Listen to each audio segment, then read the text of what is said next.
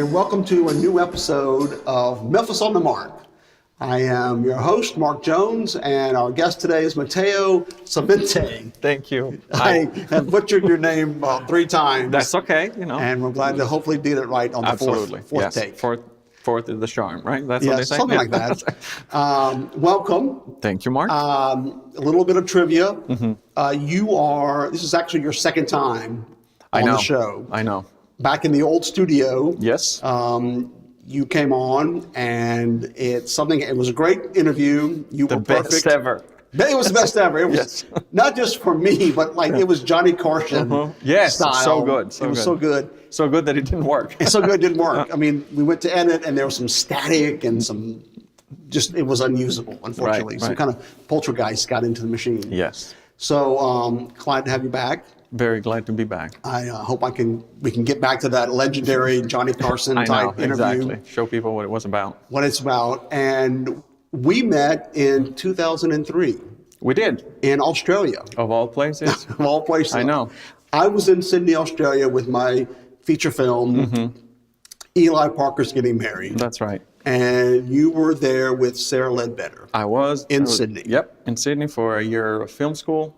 And lo and behold, she says, I think that there's a fellow Memphian here in town, and let's try and go meet him. Right. And so that's how it happened. And, Y'all came to the movie. It was great. Exactly. And we went out afterwards, the 3 of us, trying to get a beer. Which shouldn't be that hard in Sydney. You would think it would be an easy job. Not really. It wasn't. No. It wasn't like a Sunday night or something. No. It was like a Tuesday at 9 o'clock. Right. And we went to 3 or 4 different places, and they were like, "Oh no, we're closed. Okay, so you better. We're closed." Yeah. And we had to order food to get a beer. We couldn't even get. It's okay. We ended up getting some food. Memorable. It was memorable. Good times. Good times indeed. Well, how did you go because you're from Italy? I am. How'd you go from Italy to Australia to Memphis? Via Paris. Yeah, it was a long journey. Just to make it short, I grew up in Italy, studied there, and then I decided to take an intensive workshop in Paris, film workshop in Paris. And that's where I met my friend Sarah, and that's my connection to Memphis and other people. And then we decided to stick around, and for about a year or so we stayed there and experimented with film and just learned our craft, or what we thought was learning. And then after that went to Italy, then decided to go to Australia, then eventually arrived in Memphis. So it was like a whole path of random coincidences that I would have never been able to plan if I tried. So, but it worked. It worked out. So should we thank Sarah Ledbetter for bringing you to Memphis, or being an influence? Or blame her. It depends. Or blame her. It's up to you. Depends on the day. Yes. Yeah. But she's the main reason I actually ended up in Memphis. When no complaints on my end. Well, let's just all say thank you, Sarah Ledbetter, for doing this. You have done our community a great service. Yes, exactly. Now, please go to Paris and just find someone else. No, find someone else and bring them. Good. Yeah, exactly. Yeah, she could be our recruiter. She's a great recruiter. Yeah. So you live downtown. I do. In this sort of, it's not experimental, may not be the right word. Well, it is sort of an experiment. It's definitely an experiment from Memphis, but this is an organization called Art Space that creates this artist communities around the country, and they've created one downtown on South Main.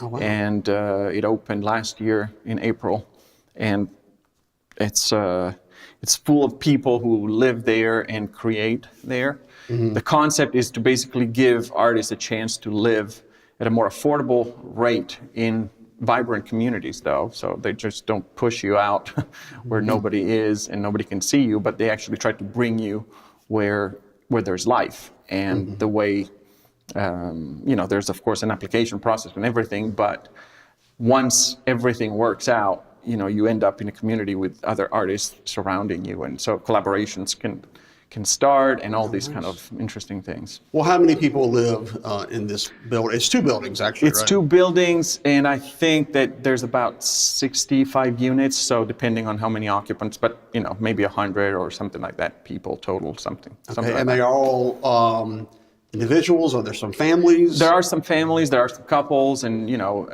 and some individuals of all different skills and art forms. So, I mean, we range from filmmakers to photographers to chefs to hairstylists to candle makers. I mean, there's a very wide range. And so that's another interesting thing about the place is that their idea of art is pretty loose. And so they kind of allow people to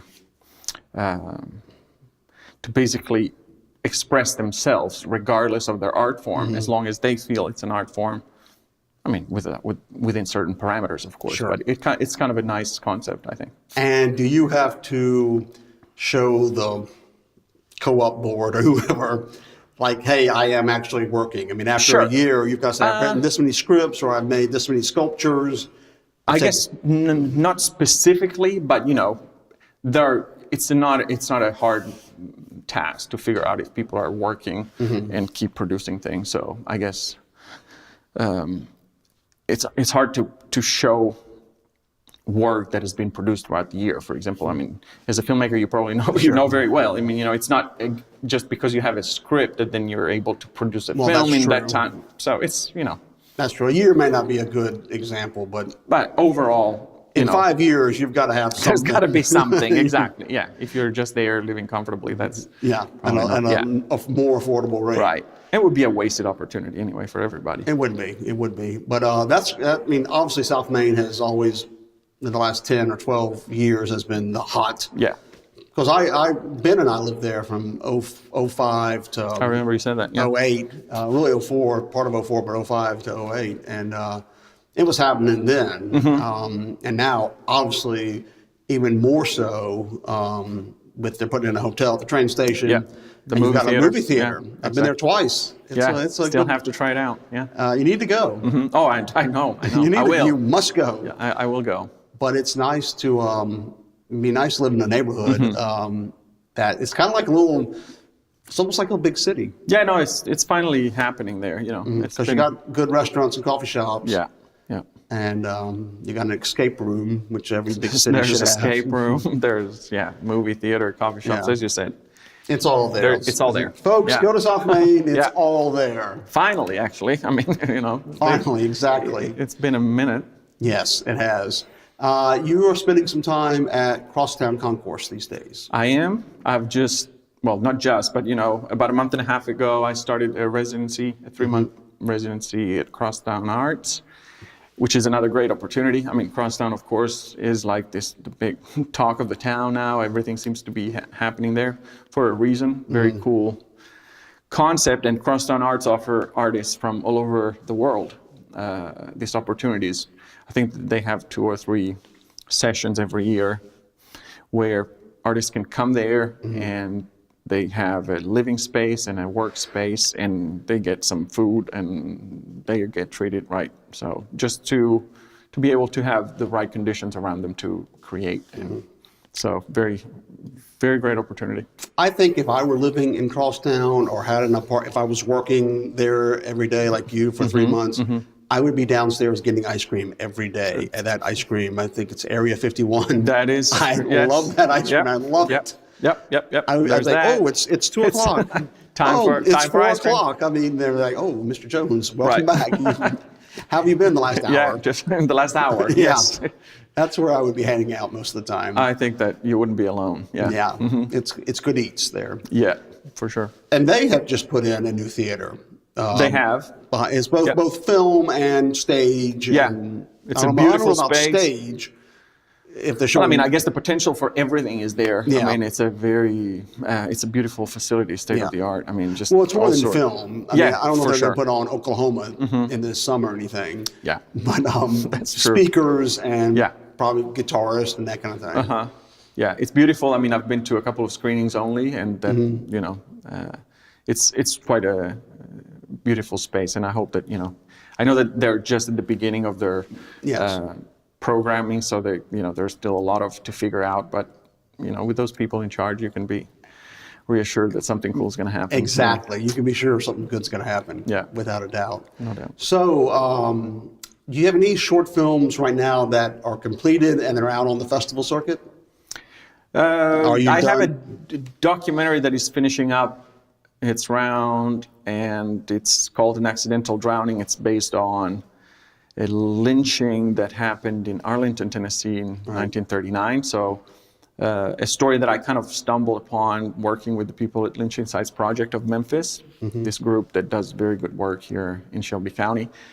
And that was shot a couple of years ago, but now with the festival rounds about ending, and so I have a couple of submissions that I'm still waiting to hear back from, and that could possibly become the seed for a longer feature idea for a documentary still on the subject of lynching, which was, as I said, nothing that I would have ever thought about tackling myself as a foreigner, as a white person. So it's definitely not something that made me comfortable in the beginning. Sure.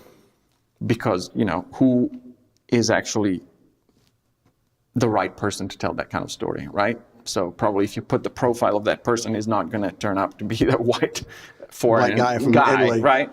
But you've done such a wonderful job with this story. It's a great short film. Well, I mean, thank you. But that aside, I mean, I really just went out and tried to talk to some leaders or, not necessarily important African-American people in town, but I just wanted to get, some of their take on the fact that somebody like me would tell that kind of story. Sure. And so the feedback that I got was that, as long as it's kind of done, with the right sensibility and, you try to do justice to the story.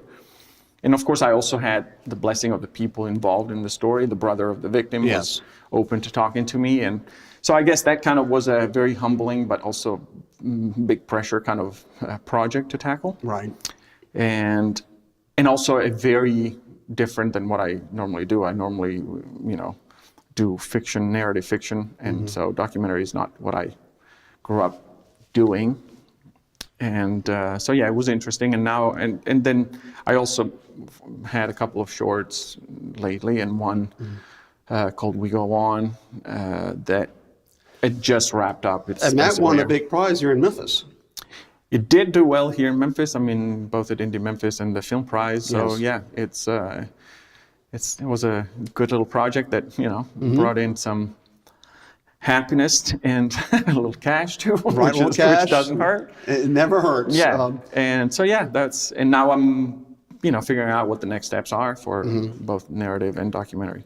And I just want to, we're both filmmakers, so I don't want to say where you use, because I don't want the place to be inundated with phone calls, but you used a local church.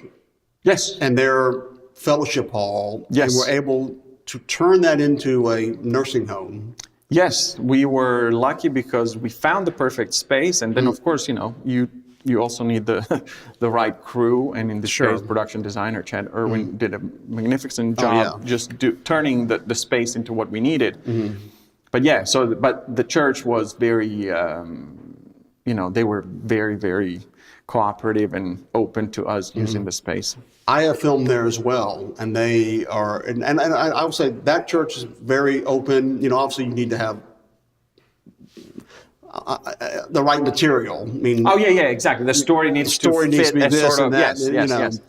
Although this was not a church story in any way. No, it wasn't a church, and right. But I guess, there's a certain, it has to fit certain parameters. Yes, it's still a church. It's still a church, and that's fine. But I have found that a lot of churches, a lot of places in Memphis are more than welcoming. Yes. To this is a great filmmakers. City for locations. Yeah, and for crew and for a lot of different things. Yes. Yeah. So hopefully, it's something that people will learn to take advantage of, not just in Memphis. So people should come. People should come to Memphis and come on, people. Really, I know, right? Memphis has got an incredible locations. It's just great for indie filmmaking. Yeah. I mean, it's great for major filmmaking. We've got it all. It just people need to know it. And honestly, I think that we need to learn that this is not just we as filmmakers. I think we know it. But it's the people in charge here need to understand the value of this city on the map of independent filmmaking, because that's what it takes. It takes vision, and I know that the vision is there, but sometimes, can we say that we're lacking the balls to take action? I think that's a proper. And people get scared and they get cold feet, and it's really not the time to get cold feet, because sometimes the stars are aligned and this seems to be the time, and if you just don't take that chance, some other place is going to take advantage of it. No, well, we would hate for Tunica Tunica to become a film capital because their leadership, their mayor and city council said, we are going to do this, and other people there. Right. Memphis has got great organizations, obviously like Indie Memphis. Absolutely. Is the leader, without a doubt. But even the Memphis Film Prize is bringing people in. Whatever brings people in to our city to shoot work. Yeah. Which is great. I mean, we need more of that, of people, of not just locals, but of any people coming here and realizing that I can easily hire 7 crew, some people from my crew. Yeah. And do these great locations within the county. Within the county, you have rural and all that. Right. Absolutely. So very good. Well, Matteo, I'm going to do a thing I call Moments with Mark. I cannot wait. Yes. Well, I'm glad one of us is excited. So here we go. Today on A Moment with Mark, I want to talk about. I may have talked about this in the past, but we need to do big artwork here in Memphis. I'm reminded, I lived in New York in 04 or 05, and the Gates was a big art project by a guy whose name I cannot pronounce. I should have looked it up before I did this. Look it up, kids. The Gates, a bunch of orange gates, it's artwork. We need to find, pronounce Christoph. He rapped the right style. Oh, Christo. Christoph, thank you. And we don't need to get him. We have local talented people here in Memphis. We need to find someone who will do a huge, audacious art project in like the spring of 2021, give them $100,000 and use this for art, but as part of it, tourists will come to town to see this bold or audacious piece of artwork. People came to New York to see the Gates. People came to Berlin when he rapped the Reichstag,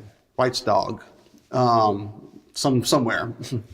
But let's focus on a local Memphis artist.